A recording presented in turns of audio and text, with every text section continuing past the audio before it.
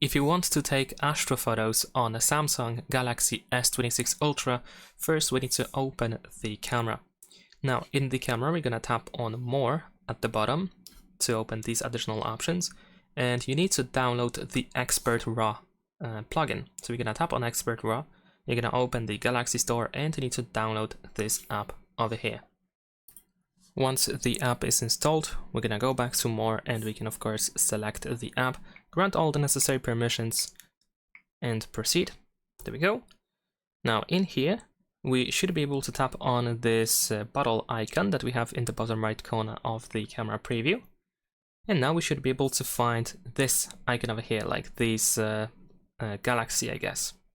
In here we can activate the astrophoto. We can adjust the capture time, so we can set it to short, medium, or long. You can also tap on the eye icon in order to read a little description about this feature. Once you set it up, you can of course tap on the shutter button in order to start capturing the astrophoto. Keep in mind that it is recommended to use something to stabilize your phone, because usually you will need to leave your phone for even a couple of minutes sometimes. And this is why something like a tripod is a recommended choice, because it keeps your phone steady.